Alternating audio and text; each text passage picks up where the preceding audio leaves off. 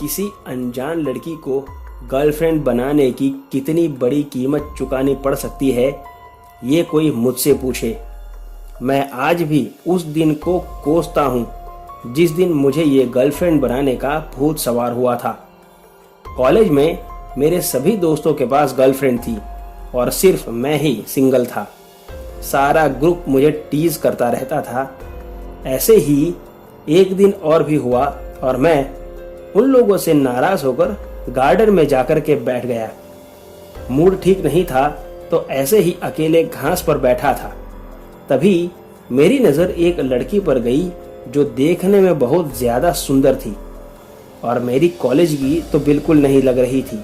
मैं कुछ देर तक उसके सामने देखता रहा और सोचता रहा कि शायद ऐसी ही मेरी भी कोई जीएफ होती तो मैं अभी अपने ग्रुप में बैठा होता। काफी देर तक मैं उस लड़की के सामने देखता रहा, तब वो खुद सामने से मेरे तरफ उठकर आने लगी। मुझे थोड़ा संकोच होने लगा कि शायद मैं इतनी देर से इसे देख रहा था तो ये नाराज होकर मेरे पास आ रही है मुझे डांटने। लेकिन वो जब मेरे पास आई तो बिल्कुल शांत थी और मेरे पास आकर के खड़ी हो गई और मुझसे पूछा कि क्या मैं यहाँ बैठ सकती हूँ। कुछ देर तक तो मैं जवाब ही नहीं दे पाया तो उसने कहा कि इस साइलेंस का मतलब हाँ समझ लूँ। तब मैंने कहा कि बिल्कुल आप यहाँ बैठ सकते हैं। वो मेरे पास बैठ गई और मुझसे पूछा कि क्यों अकेले बैठे हो यहाँ पर, तुम्हारी जीएफ नहीं है। मैंने कहा नहीं है।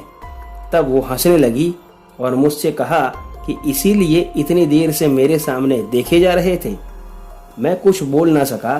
तब उसने कहा कि क्या मुझे घर छोड़ दोगे।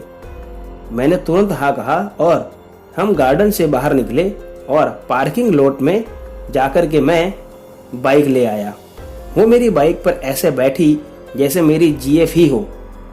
मैंने उसे घर छोड़ा और उसने मुझे अपना नंबर दे दिया। दूसरे दिन मैंने उसे फोन करके वहीं गार्डन पर मिलने के लिए बुलाया और साथ में अपने दोस्तों को भी बुलाया था जिससे कि मैं उन्हें मेरी जीएफ को मिला सकूं। मेरे फ्रेंड्स तो जल्दी ही आ गए थे तो मैंने उनसे कहा कि अभी सरप्राइज देता हूं तुम लोगों को, जरा वेट करो और यहीं से बैठकर देखना। जब साक्षी आई वहां पर हम दोनों काफी देर तक बातें करते रहे और मैं मेरे दोस्तों को उसे मिलवाना ही भूल गया और उसे घर छोड़ने चला गया।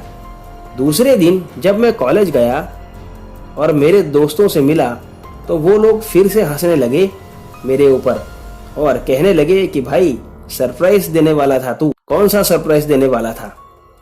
तब मैंने उनसे कहा कि वो लड़की नहीं देखी तुम लोगों ने जो मेरे पास बैठी थी, वही तो था सरप्राइज, मेरी गर्लफ्रेंड।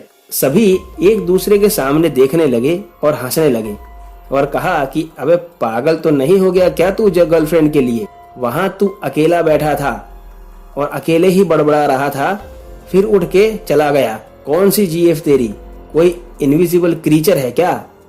मैंने कहा सालों तुम सभी लोग जल रहे हो मुझसे। ऐसा कहकर मैं वहां से निकल गया।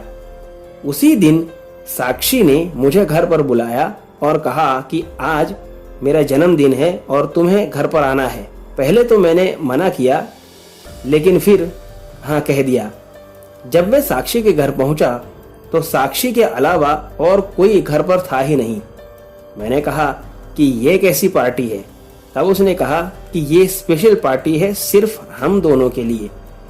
साक्षी मेरे लिए एक ड्रिंक बनाकर लाई और कहा कि ये आज की शाम के लिए। मैंने जैसे ही वो ड्रिंक पिया मैं बेहोश हो गया। जब मुझे होश आया तब मैंने देखा कि साक्षी एक कोने में बैठी थी कमरे में और कुछ खा रही थी।